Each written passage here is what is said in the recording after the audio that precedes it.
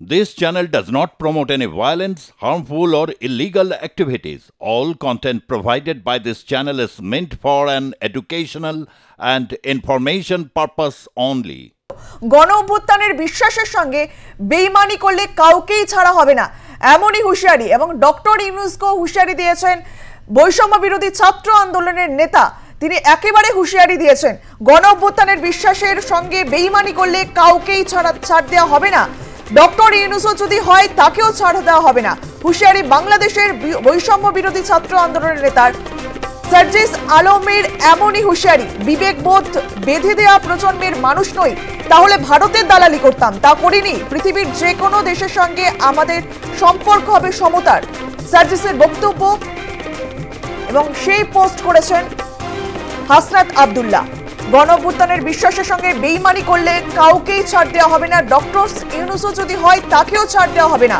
হুঁশিয়ারি বাংলাদেশের বৈষম্য বিরোধী ছাত্র আন্দোলনের নেতার। এবার মোহাম্মদ ইউনূসকে হুঁশিয়ারি দিলেন বৈষম্য বিরোধী ছাত্র আন্দোলনের নেতা সার্জিস আলম। গণ অভ্যুত্থানের বিশ্বাসের সঙ্গে বেইমানি করলে কাউকেই ছাড় দেওয়া হবে না, এমনটাই বললেন তিনি। বৈষম্য বিরোধী ছাত্র আন্দোলনের নেতা সার্জিস আলম তিনি ঠিক কি বলেছেন শোনাবো আপনাদেরকে। বিবেকবোধের জায়গায় যদি আমাদের মনে হয় যে কেউ আপনারা এই অভ্যুত্থানের স্পিরিটের সাথে বিশ্বাসঘাতকতা করছেন, ইভেন প্রফেসর ডক্টর মোহাম্মদ ইউনূসও যদি হয়, আমরা তাকেও ছেড়ে কথা বলবো না। আমরা বিবেকবোধ বেঁচে দেওয়া ওই প্রজন্ম নয়। বিবেকবোধ বেঁচে দেওয়া প্রজন্ম হলে আমার পাশে থাকা বিশ্বের অন্যতম পরাশক্তি ভারতের দালালি করতাম আমরা, কিন্তু আমরা তা করি না, করব না। আমরা আমাদের জায়গা থেকে স্পষ্ট করে বলেছি, পৃথিবীর যে কোনো দেশের সাথে আমাদের সম্পর্ক হবে সমতার, মর্যাদার। কেউ বিন্দু মাত্র ডমিনেন্স করার চেষ্টা করলে তার সাথে চোখ লাগিয়ে কথা হবে, বুলেটের সামনে বুক পেতে দেওয়া হবে।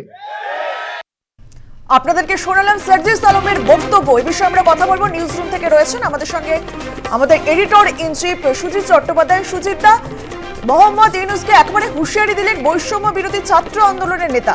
সুজিত দা,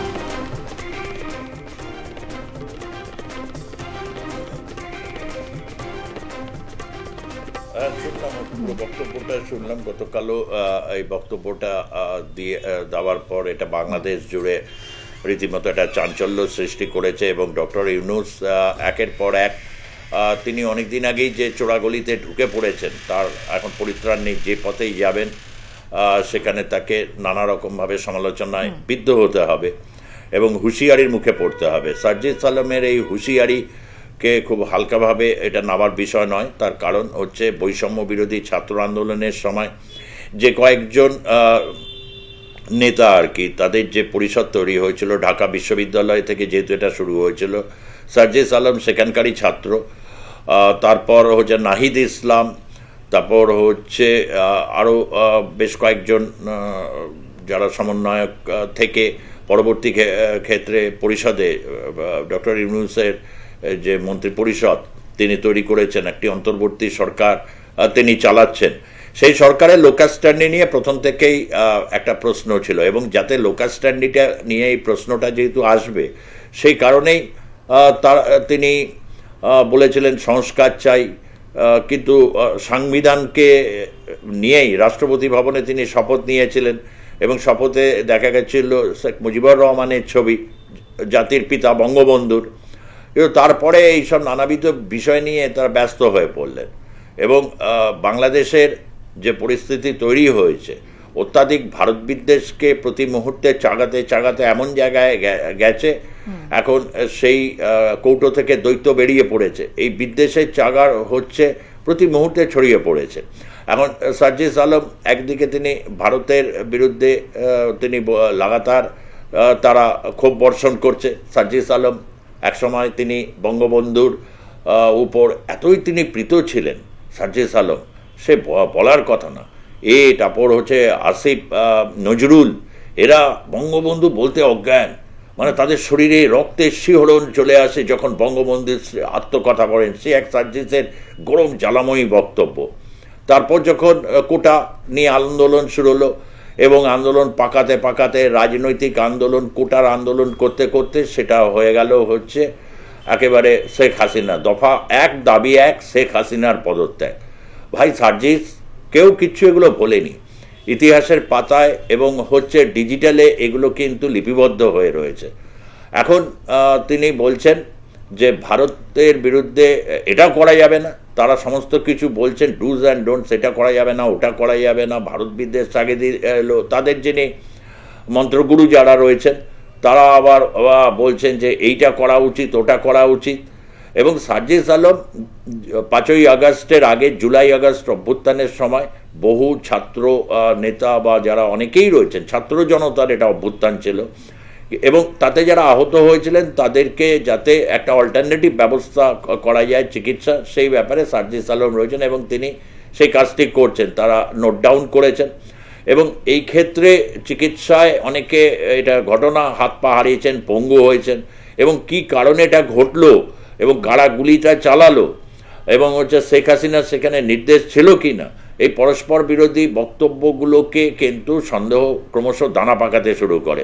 পাশ্চাত্য শক্তি বিশেষ করে আমেরিকা প্রথম থেকে তারা ভেবেছিলেন যে এই ব্যাপারে ডক্টর ইউনূসকে তারা প্রায় ক্লিন চিট দিয়ে রেখেছিলেন, এবং সেই সময় বেশ কিছু কিছু ঘটনা রয়েছে, এবং তাতে আমেরিকার যখন প্রেসিডেন্ট পোস্টে হেরে যাওয়ার পর এখন হচ্ছে ট্রানজিশনাল পিরিয়ড, অর্থাৎ ক্ষমতা বুঝিয়ে দিতে হবে।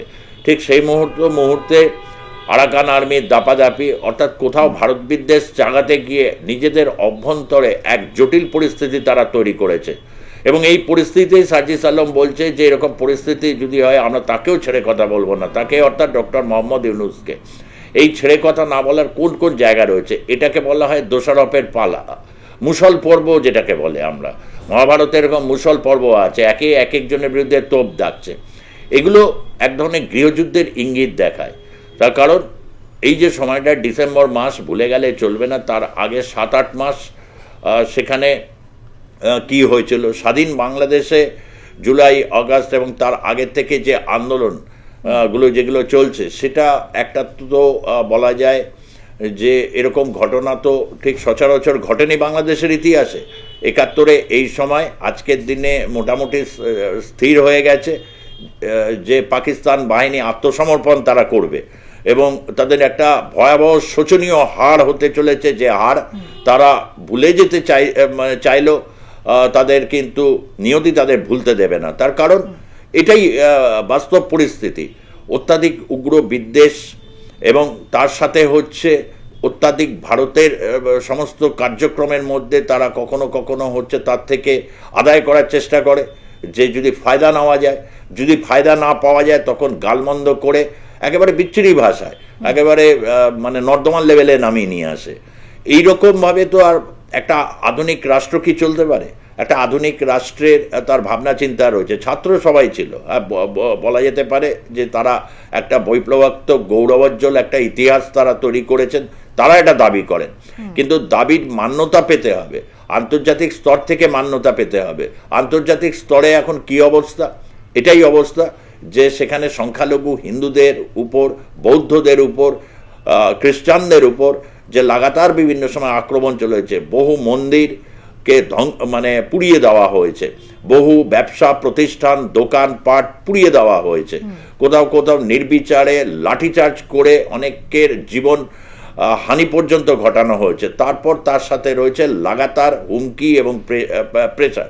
এমতো পরিস্থিতিতে গোটা বিশ্বে এমনকি ইসলামিক দুনিয়াতেও এটা নিশ্চিত করে বলা যায় যে তারা কিন্তু বাংলাদেশের এই ঘটনাকে তারা সমর্থন কখনোই দেবে না, এবং পশ্চিমা শক্তি এবং আমেরিকাও সেটা কিন্তু বারবার এখন তারা বুঝিয়ে দিতে শুরু করেছেন। জো বাইডেন তিনি নিজে বাংলাদেশ বিষয়টাকে এখন দেখভাল করছেন, এবং হচ্ছে যিনি আমেরিকার প্রেসিডেন্ট পদে নির্বাচিত হয়েছেন, শপথ নেবেন 20 জানুয়ারির পর কিন্তু অনেকটা পরিস্থিতির পরিবর্তন ঘটবে।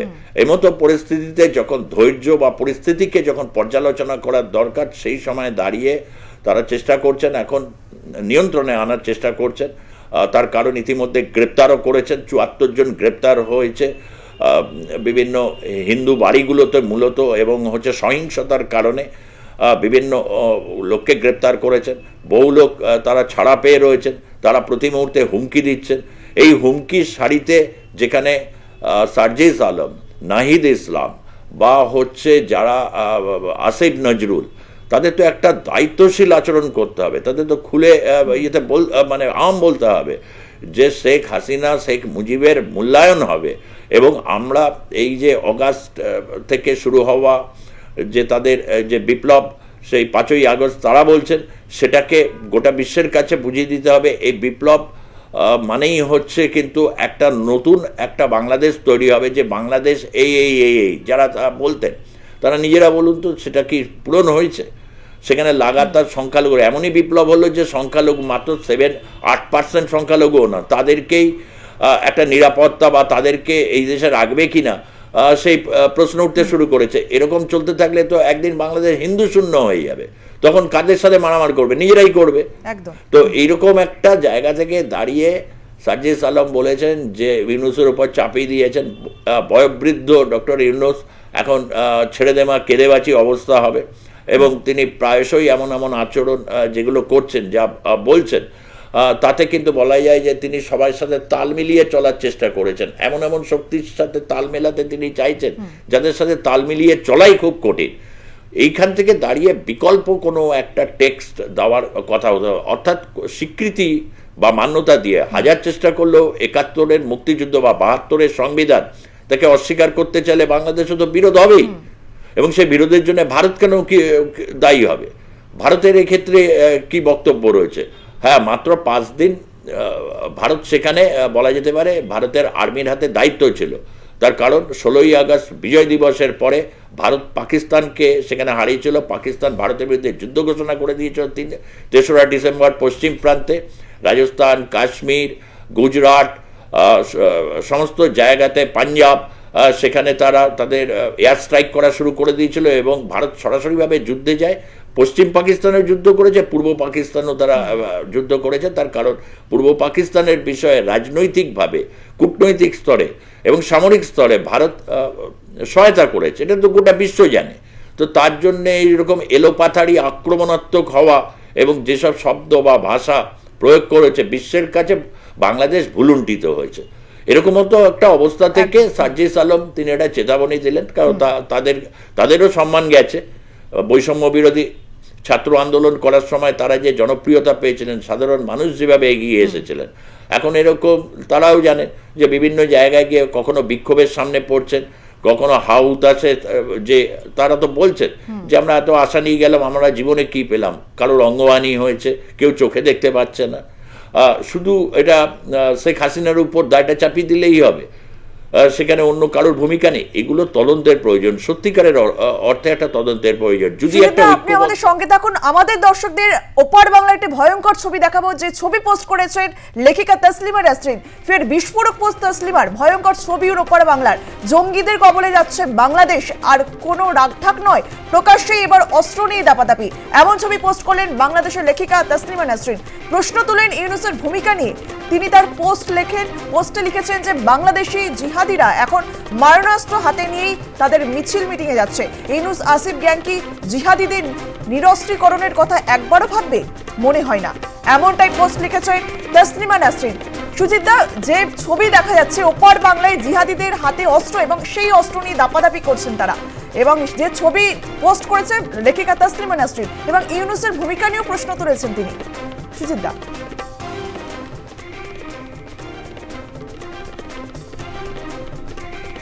হ্যাঁ, ছবিটা দেখেছি, তার যে পোস্ট সেখানে রাইফেল নিয়ে রয়েছে এবং সেলফি তুলছে, একজনকে দেখা যাচ্ছে।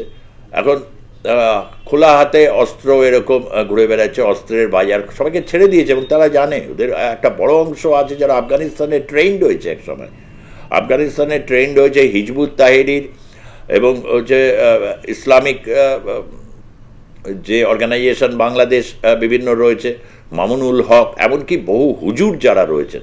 মূলত হুজুররা আছেন হচ্ছে কোরআনের বিভিন্ন আয়াত তারা পাঠ করেন, মানুষকে এক ধরনের ইসলামিক পথের অনুশাসন বা লোকশিক্ষা দেন। কিন্তু সেই জায়গায় তারা অনেকে হচ্ছে বিস্ফোরক বক্তব্য দেন, তারাই মানে হুজুররাই রাজনীতিবিদ যেন হয়ে যান। এই জায়গা থেকে তারা তো এগুলো করছেন। তো সাম্প্রতিক সংযোজন এরকম যে এই হাতে যদি এরকম খোলা হাতে ঘুরে বেড়ায়, সেখানে একটা দেশ বা গোটা বিশ্বের কাছে এই ছবিটাই যাবে। এবং তাসলিমা নাসরিন সেই ছবি পোস্ট করে গোটা বিশ্বকে তিনি সচেতন করতে চাইলেন যে ওই জায়গায় কিন্তু একটা ইসলামিক রুল চালু হবে এবং হচ্ছে আগামী দিনে খোলা হাতে অস্ত্র ধরবে নিয়ে ঘুরে বেড়াবে। এমন তো পরিস্থিতিতে তাহলে কি বার্তা যাচ্ছে? তাহলে কি বাংলাদেশকে বলতে হবে এখানে শক্ত প্রশাসন তো দরকার? পুলিশ মিমিউ করছে, পুলিশ বলছে যে তারা এখনও তাদের আতঙ্ক কাটেনি, তাদের যেভাবে মেরে ঝুলিয়ে দিয়ে রাখা হয়েছিল তাদের পুলিশের মনোবলের চির ধরেছে। যে তারা তো বুঝতে চাইবে আসলে রাষ্ট্রটার পরিচালক কারা। যদি দেখা যায় রাষ্ট্র পরিচালনার ক্ষেত্রে ডক্টর মোহাম্মদ ইউনূস তিনি তাত্ত্বিক কথা বলেন বিভিন্ন জায়গায়, সভা সমিতি সেমিনার, তারপরে এসব ইয়ে করছেন, বিভিন্ন পার্টি সার্টি হচ্ছে। কালকে তো দেখলাম আবার যে বিখ্যাত পরিচালক যাকে নিয়ে অনেক রকম রয়েছে, যিনি এখন আবার হচ্ছে তিনিও উপদেষ্টা হয়েছেন, সেই ফারুকির ছবিতে দল বেঁধে উদ্বোধন, যা ছবি বা খাওয়া দাওয়ার ব্যবস্থা নিশ্চয়ই ভালোই ছিল। অন্যদিকে বাংলাদেশে এই যে জিনিসপত্রের দাম, ফলে একটা মানে খোলা ময়দান অনেকের কাছে এসে গেছে যে জিসকা লাঠি উসকা ভয়েস, ঠিক তেমনি জিসকা রাইফেল উসকা রাজ, এরকম একটা বিষয় এসে দাঁড়িয়ে গেছে এবং খুলেআম তারা ঘুরে বেড়াচ্ছে। একদম, বেশ ধন্যবাদ আপনাকে। এই পরিস্থিতি আর এই ছবি সামনে আসতে কিন্তু একটা প্রশ্ন উঠছে যে তাহলে কি বাংলাদেশ জঙ্গিদের হাতে? তাসলিমা নাসরিন কিন্তু এই ছবি পোস্ট করেছেন, আপনাদেরকে যে ছবি আমরা দেখাচ্ছি একেবারে ভয়ঙ্কর ছবি, যে ছবি দেখে একেবারে শিউরে উঠবেন। ফের বিস্ফোরক পোস্ট তাসলিমা নাসরিনের, ভয়ঙ্কর ছবি, ওপার বাংলার জঙ্গিদের কবলে যাচ্ছে বাংলাদেশ, প্রকাশ্যে এবার অস্ত্র নিয়ে দাপাদাপি, এমন ছবি পোস্ট করেন বাংলাদেশের লেখিকা তাসলিমা নাসরিন। প্রশ্ন তুলেন ইউনূসের ভূমিকা নিয়ে। তিনি তার পোস্টে লেখেন, ইউনূস আসিফ গ্যাং কি জিহাদিদের নিরস্ত্রীকরণের কথা একবারও ভাববে? মনে হয় না।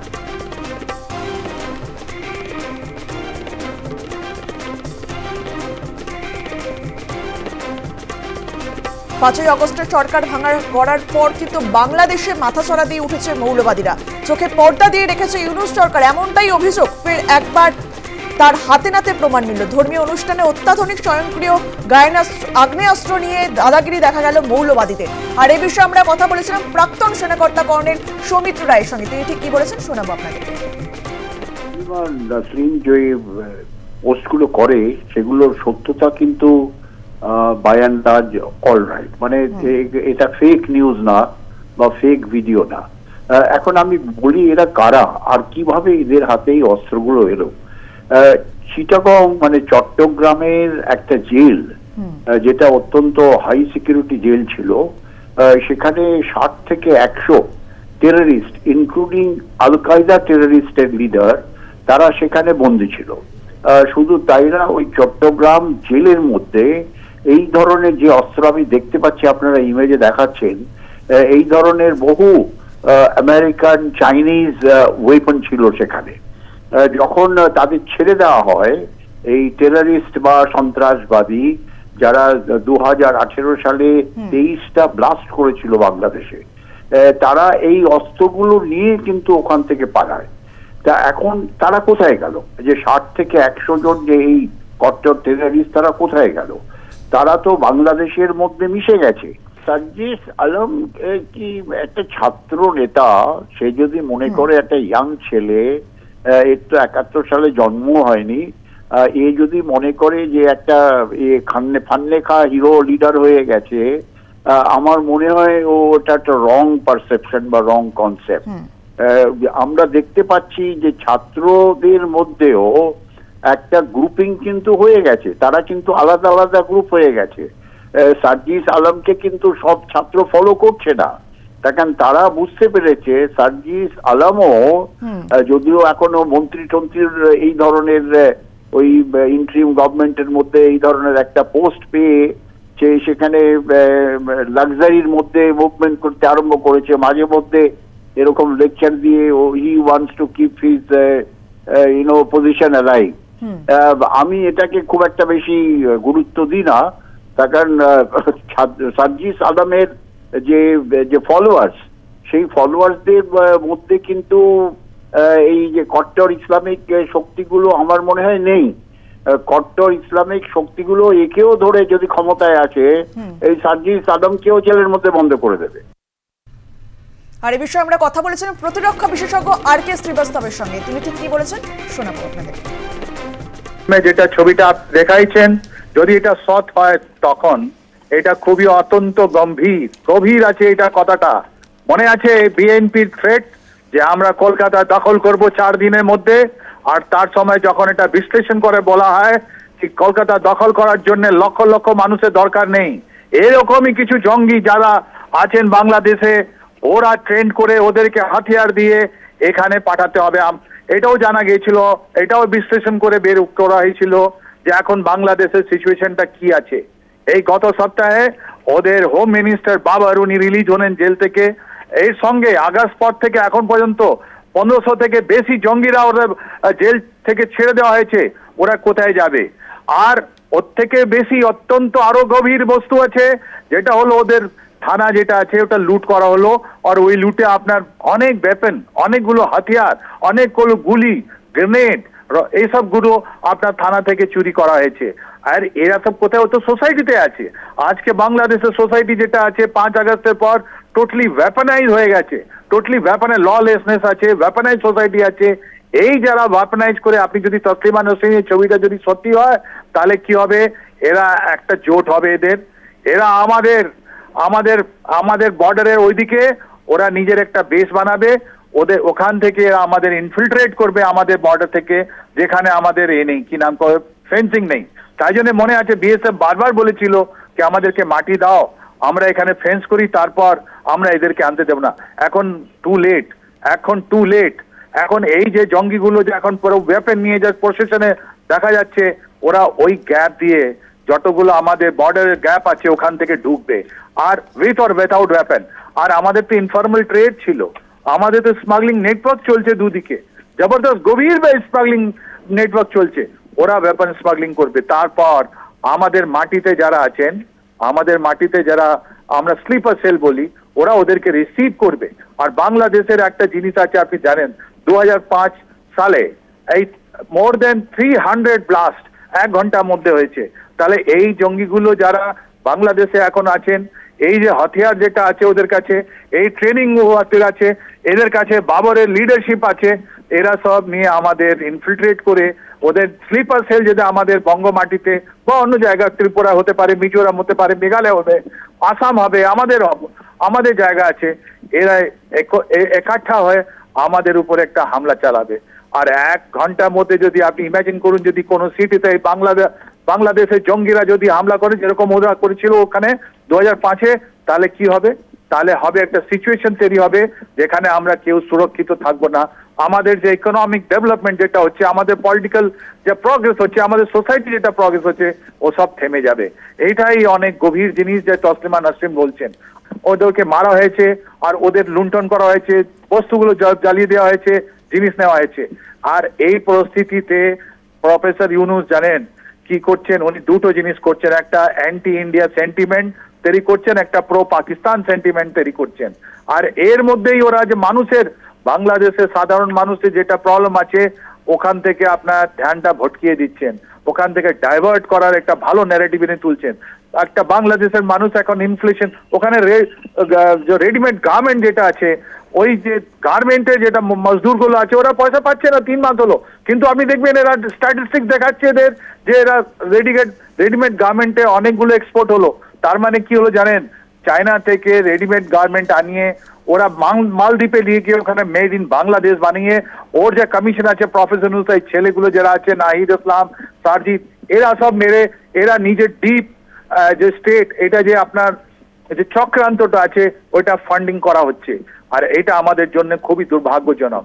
আমি তো বলবো আমি তো রেকমেন্ড করবো একটা স্ট্রং পদক্ষেপ নিতে ভারত সরকারকে। ইউনুসের ভূমিকা নিয়ে প্রশ্ন তুলেছেন লেখিকা তসলিমা নাসরিন, আর অন্যদিকে প্রশ্ন তুলেছেন এবং হুঁশিয়ারি দিয়েছেন বৈষম্য বিরোধী ছাত্র আন্দোলনের নেতা একেবারে মোহাম্মদ ইউনুসকে হুঁশিয়ারি দিয়েছেন তিনি। আর এই বিষয়ে আমরা কথা বলেছিলাম আন্তর্জাতিক সম্পর্ক বিশেষজ্ঞ রাজাগোপাল ধর চক্রবর্তীর সঙ্গে। তিনি ঠিক কি বলেছেন শোনাবো আপনাদেরকে। ছাত্ররা যারা বলছে আমরা এই তদারকি সরকারকে নিয়ে এসেছিলাম, তারাও বলছে যে আমরা ইউনিসের অনেক কথাই মানব না। এটা একটা দিক। আর একটা দিক আমরা দেখতে পাচ্ছি যে সমস্ত মধ্যপ্রাচ্যের দেশগুলোতে ঘটে, বা আমরা যেটা সিরিয়াতে দেখেছি, অস্ত্র নিয়ে মানুষ পথে নামছে, বাংলাদেশে একই ঘনিয়ে ঘটছে। বাংলাদেশে আমাদের একটা বিশ্বাস ছিল যে সে দেশে অস্ত্রশস্ত্র তেমন ব্যবহার নেই, কিন্তু এখন দেখা যাচ্ছে যে প্রচুর অস্ত্রশস্ত্র সেখানে ঢুকেছে। সেগুলো কোথেকে এলো সেটা আমার জানা নেই, তবে যেটা ছবি তাসলিমা নাসরিন পোস্ট করেছেন তাতে দেখা যাচ্ছে যে অত্যাধুনিক অস্ত্র নিয়ে মিছিলে আসছে এবং এরা জেহাদি কথাবার্তা বলছে। অর্থাৎ বুঝতে পারছে যে অস্ত্র ছাড়া যদি কোথাও যাওয়া যায় তাহলে সাধারণ মানুষ তো জবাব দিতে পারে। এখন অস্ত্র নিয়ে গেলে সাধারণ মানুষ তো হয়তো পিছিয়ে পড়বে। তা এই ভাবনাতেই তো বোঝা যাচ্ছে ভীরুতার লক্ষণ। তাই অস্ত্র হাতে দেওয়া হয়েছে জেহাদিদের, যাতে তাদের যে মৌলবাদের প্রচারটা তারা অত সহজে করতে পারছিলেন না, এখন অস্ত্র নিয়ে ভয় দেখিয়ে প্রচার করবেন। দেখা যাক, অস্ত্রের ভয় তো মানুষ কিছুদিন পাবে, তবে এই অস্ত্রের ভয়টা চিরকাল থাকে না। মানুষও বাধ্য হয় অস্ত্র সংগ্রহ করতে এবং এই অত্যাচারী শাসকদের কড়া জবাব দিতে। আমার মনে হচ্ছে বাংলাদেশে এমন একটা দিকে যাচ্ছে, ইউনিশ সরকার যদি এক্ষুনি তাদের এক্সিবিশন দিয়ে দেন, ইউনিশে যে অন্তর্বর্তীকালীন সরকার বা উপদেষ্টা সরকার আছে, বা উনি ঘোষণা করেন একটু নির্বাচন খুব তাড়াতাড়ি করা দরকার, তাহলেই কিন্তু বাংলাদেশে একটা শান্তি ফিরতে পারে। আর এবার নজর রাখবো শিলিগুড়ির দিকে। শিলিগুড়িতে মাঠে অনুষ্ঠিত হচ্ছে লক্ষ্যকণ্ঠে গীতাপাঠ। সাধু সন্তদের উপস্থিতিতে এই অনুষ্ঠানটি হচ্ছে, যেখানে উপস্থিত রয়েছেন বিজেপির সাংসদরাও। সেই ছবি আমরা আপনাদেরকে দেখাচ্ছি। সাধু সন্তদের উপস্থিতিতে লক্ষ্যকণ্ঠে গীতাপাঠ হলো শিলিগুড়িতে। সারা ভারত থেকে এসেছে প্রায় 1100 জন বিশিষ্ট সাধু সন্তরা। এদিন উপস্থিত ছিল বিজেপির একঝাঁক প্রথম সারির নেতা। বিজেপি সাংসদ সুকান্ত মজুমদার, রাজু বিস সহ দিলীপ ঘোষ, অর্জুন সিং, শঙ্কর ঘোষ সহ উত্তরবঙ্গের বিধায়ক ও অন্যান্যরা।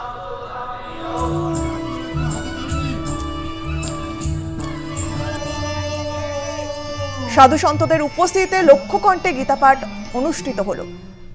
এতদিন কলকাতায় হয়ে আসছিল, কিন্তু আজ লক্ষ্যকণ্ঠে গীতাপাঠ শিলিগুড়িতে। বাংলাদেশের সাধু সন্তদেরও আসার কথা ছিল এই অনুষ্ঠানে। এই বাংলাদেশ এবং ভারতের টানাপোড়েনের জেরে কিন্তু তারা আসতে পারেনি। সারা ভারত থেকে এসেছে প্রায় 1100 জন বিশিষ্ট সাধু সন্তরা। এদিন উপস্থিত ছিল বিজেপি একঝাঁক প্রথম সারির নেতা। বিজেপি সাংসদ সুকান্ত মজুমদার, রাজু বিস সহ দিলীপ ঘোষ, অর্জুন সিং, শঙ্কর ঘোষ এবং উত্তরবঙ্গের বিধায়ক ও অন্যান্যরাও উপস্থিত ছিলেন এই অনুষ্ঠানে। টেলিফোনে রয়েছেন আমাদের সঙ্গে আমাদের প্রতিনিধি উৎপল পোদ্দার। উৎপল, 1100 জন বিশিষ্ট সাধু সন্তদের নিয়ে এই লক্ষ্যকণ্ঠের গীতাপাঠ অনুষ্ঠিত হলো এবং এই অনুষ্ঠানে উপস্থিত ছিলেন বিজেপি বিধায়করাও। কি ছবি উঠে আসছে, সেখানে কি হলো জানবো তোমার থেকে। দেখো, এই যে লক্ষ্যকণ্ঠে গীতাপাঠ, তা নিয়ে কিন্তু অনেকদিন ধরেই একটা মানুষের মধ্যে যে মানে তোমার ধারণা ছিল সেটা কিন্তু অনেকটাই স্পষ্ট হলো। কারণ আমরা দেখেছি যে কলকাতা ব্রিগেডের পর এই যারা উত্তরবঙ্গ থেকে যেতে পারেননি সেই সময়, সেই তাদের কথা মাথায় রেখে এই কাওয়াখালীতে কিন্তু লক্ষ্যকণ্ঠে গীতাপাঠের অনুষ্ঠানের আয়োজন করা হয়েছিল। এবং গতকাল থেকে আমরা একটু দেখে এসেছিলাম যে প্রচুর সাধু সন্ত থেকে আরম্ভ করে স্থানীয় মানুষজন কাল রাতের থেকেই কিন্তু কাওয়াখালীর ময়দানে জড়ো হতে শুরু করে। এবং উত্তরবঙ্গের, বিশেষ করে উত্তরবঙ্গের বিভিন্ন জেলা থেকে তোমার যারা সাধুরা রয়েছেন এবং এই গীতাপাঠের সঙ্গে গীতাপাঠের সাথে যারা জড়িত রয়েছেন, তারা সবাই কিন্তু আসতে শুরু করে। এবং সেই মতন কিন্তু আজ সকালবেলাও কিন্তু আমরা এখানে অনেক সাধু সন্তদের দেখতে পাই। তবে যেটা নিয়ে প্রথম থেকেই একটা আগ্রহ, মানে তোমার কথা হয়েছিল যে বাংলাদেশ থেকে প্রায় 200 জন সাধু সন্তের আসার কথা ছিল, কিন্তু তারা শেষ মুহূর্তে এসে কিন্তু পৌঁছতে পারেনি। এবং সেখানটায় কিন্তু তোমার একটা বড় একটা কিন্তু ক্ষোভ দেখা যায় সাধু সন্তদের মধ্যে। এবং পাশাপাশি বিজেপির নেতৃত্বরাও কিন্তু সকাল থেকে এখানে উপস্থিত ছিলেন, যাতে সমস্ত রকম ব্যবস্থা তারা করেছেন। এবং উপস্থিত ছিলেন কেন্দ্রীয় প্রতিমন্ত্রী, তিনিও কিন্তু উপস্থিত ছিলেন এবং এই গীতাপাঠের যে অনুষ্ঠান সেখানে তিনিও কিন্তু যোগদান করবেন। সর্বোপরি সকাল থেকে কিন্তু এই গীতা পাঠ অনুষ্ঠান বেশ শান্তিপূর্ণভাবে এখনো পর্যন্ত চলছে। তবে পুলিশের যে পুলিশ সমস্ত জায়গায় পাহারায় রয়েছে যাতে কোনো রকম কোনো বিশৃঙ্খলা তৈরি করতে, কারণ গাওয়াখালী থেকে প্রায় 3 কিলোমিটারের মধ্যে কিন্তু রয়েছে বাংলাদেশ বর্ডার। তো সেই বর্ডার যাতে কোনো রকম ভাবে কোনো থ্রেট বা কোনো কিছু অপরিস্থিতি বা অপ্রীতিকর ঘটনা না ঘটে তার জন্য কিন্তু সচেষ্ট রয়েছে। বেশ নজর রাখো, ধন্যবাদ তোমায়। শিলিগুড়িতে সাধু সন্তদের উপস্থিতিতে লক্ষ্যকণ্ঠে গীতা পাঠ অনুষ্ঠিত হচ্ছে, যেখানে উপস্থিত রয়েছেন বিজেপির বিধায়ক এবং বিজেপির নেতৃত্বরা। রয়েছেন কেন্দ্রীয় প্রতিমন্ত্রী, শিক্ষা প্রতিমন্ত্রী সুকান্ত মজুমদার, শঙ্কর ঘোষ, এছাড়াও দিলীপ ঘোষ, অর্জুন সিং সহ উত্তরবঙ্গের বিধায়ক ও অন্যান্যরা উপস্থিত রয়েছেন এই অনুষ্ঠানে।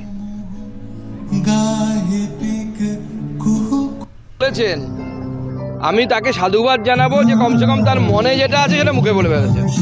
তৃণমূল কংগ্রেসের প্রত্যেকটি মুসলিম এমপি এমএলএ সবার মনের বাসনায়, এমনকি দুঃখজনক হলেও শুনতে খারাপ লাগলে পরেও বাংলায় বসবাসকারী বেশিরভাগ মুসলিম সমাজের মানুষও এটা বিশ্বাস করেন, এটা আশা করেন।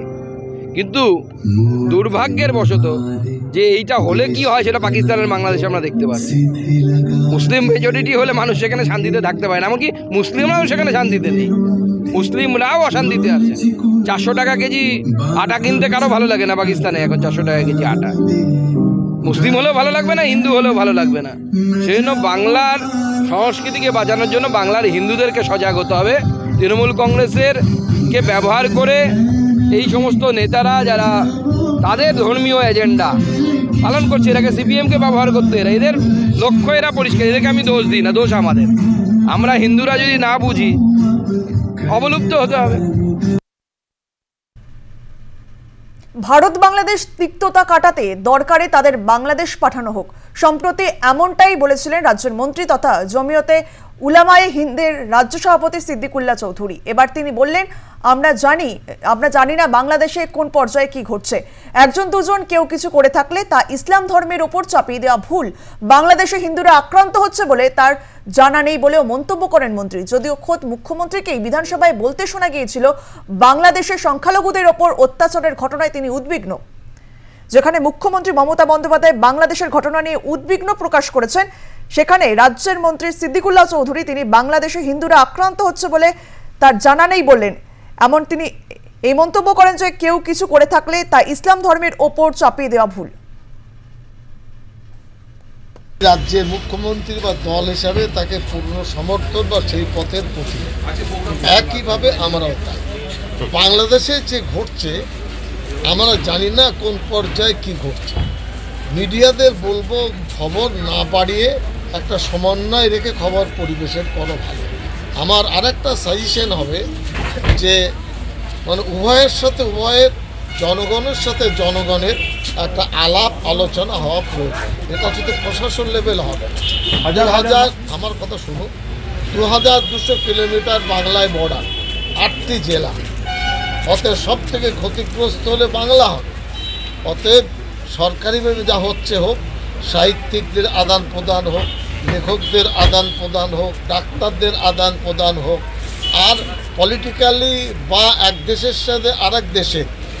এবং আমি আপনাকে দায়িত্ব নিয়ে বলছি, আমার স্কলার, আমি ধর্মশাস্ত্র নিয়ে দারুল দেওবন্দে পড়েছি, 14,000 পাতা আমাকে পড়তে হয়েছে, উর্দু, ফার্সি, আরবি। কোনো ধর্মে বলে না ভিন্ন ধর্মের মানুষের প্রতি হিংসা। তারা প্রকৃত ধর্ম নিয়ে আসেন কেন আমার জানা নেই। একজন দুজন কেউ করলে ইসলাম ধর্মের উপরে চাপিয়ে দেওয়াটা ভুল হবে। আমার ভারতবর্ষে তো আছে, কেউ ভুল করলে তো আমি বলবো না হিন্দু ভাইরা ভুল করেছে, এটা বলা যাবে। কিন্তু বাংলাদেশের সংখ্যালঘুরা যারা ওখানে অত্যাচারিত হচ্ছে তারা কিন্তু হাজারে হাজারে এখানে এই দেশে প্রবেশ। আমার জানা নেই, এটা ভারত সরকারের দায়িত্ব। ভারত সরকার অফিসিয়ালি কথা বলতে পারে, সেটা ভারত সরকারের দায়িত্ব। ভারত সরকার যদি মনে করেন দরজাটা খুলে দেব, সেখানে কথা বলুন, সেখানে ভলেন্টিয়ার রাখুন, তাদের সমস্যাগুলো বুঝুন, সরকারকে বলুন যে তাদের ভিটেমাটি ছেড়ে আসবে কেন, আমরা তো কেউ চাইবো না। আর আরেকটা কথা, পৃথিবীতে কেউ বলতে পারে আমরা একাই থাকবো? এমন করে দেশ আছে যে একা থাকার দেশ? সবাই সব জায়গায় থাকবে। ইসলাম ধর্মও নেই না, আমি তো বুঝেছি রামায়ণও নেই, গীতাতেও নেই, মহাভারতেও নেই। এগুলো তাদের ঠিক করতে হবে। আমরা দুঃখিত যদি কেউ কষ্ট পান, এটা সমীচীন নয়, ইসলামের পরিচয় নয়। আরেকটা কথা বলি, সেটা হচ্ছে জামাত থেকে বিএনপি লাগাতার হুমকি দিয়ে যাচ্ছে দেশকে। আমি বলি 142কে মানুষ যদি মুখে জল নিয়ে কুল্লি করে ফেলে দেয় না, কত জল হবে একবার ভাবেন তো। আমরা 142 কোটি, ওরা 18 কোটি, এইসবগুলো কেন বলছেন? চিম থেকে উস্কাচ্ছে তারা। বাংলাদেশে হিন্দুদের ওপর অত্যাচার হচ্ছে তা তার জানা নেই, এমনটাই বললেন রাজ্যের মন্ত্রী সিদ্দিকুল্লাহ চৌধুরী। যেখানে মুখ্যমন্ত্রী মমতা বন্দ্যোপাধ্যায় বাংলাদেশে যে হিন্দুদের ওপর অত্যাচার চলছে তা নিয়ে উদ্বিগ্ন প্রকাশ করেছেন, আর এরই মধ্যে রাজ্যের মন্ত্রী সিদ্দিকুল্লাহ চৌধুরী বলেন যে কেউ কিছু করে থাকলে তা ইসলাম ধর্মের ওপর চাপিয়ে দেওয়া ভুল। বাংলাদেশে হিন্দুরা আক্রান্ত হচ্ছে বলে তার জানা নেই। যদিও মুখ্যমন্ত্রী বলেছিলেন বাংলাদেশের ঘটনায় তিনি উদ্বিগ্ন। আমরা যে ছবি দেখতে পাচ্ছিলাম, যে ছবি বাংলাদেশ থেকে উঠে আসছিল, যে বাংলাদেশে হিন্দুরা অত্যাচারিত হচ্ছে, আর তা নিয়ে কিন্তু মুখ্যমন্ত্রী মমতা বন্দ্যোপাধ্যায় বাংলাদেশের ঘটনা নিয়ে উদ্বিগ্ন প্রকাশ করেছেন। আর বাংলাদেশে হিন্দুরা আক্রান্ত হচ্ছে বলে তার জানা নেই, এমনটাই মন্তব্য রাজ্যের মন্ত্রী সিদ্দিকুল্লাহ চৌধুরী। কেউ কিছু করে থাকলে তা ইসলাম ধর্মের উপর চাপিয়ে দেওয়া ভুল।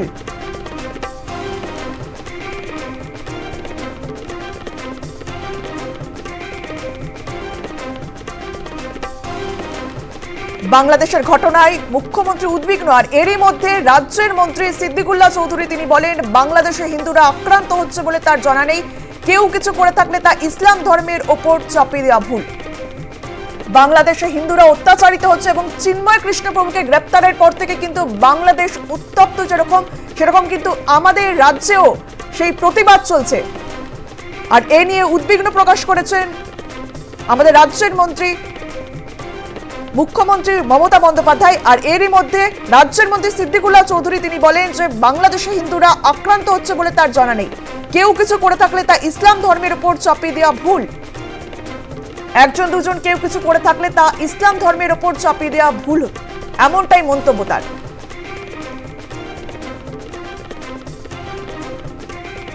বাংলাদেশের চিন্ময় কৃষ্ণ প্রভুকে গ্রেপ্তারের পর এবং হিন্দুদের উপর অত্যাচারের পর থেকে উত্তপ্ত যেমন বাংলাদেশ, সেরকম এদেশেও কিন্তু এই রাজ্যে কিন্তু প্রতিবাদ চলছে এবং বিজেপির পক্ষ থেকে এছাড়াও হিন্দু জাগরণ মঞ্চের তরফেও কিন্তু প্রতিবাদ চলছিল, আমরা দেখেছিলাম। আর এরই মধ্যে রাজ্যের মন্ত্রী সিদ্দিকুল্লাহ চৌধুরী তিনি বলেন বাংলাদেশে হিন্দুরা আক্রান্ত হচ্ছে বলে তার জানা নেই, কেউ কিছু করে থাকলে তা ইসলাম ধর্মের ওপর চাপিয়ে দেওয়া ভুল।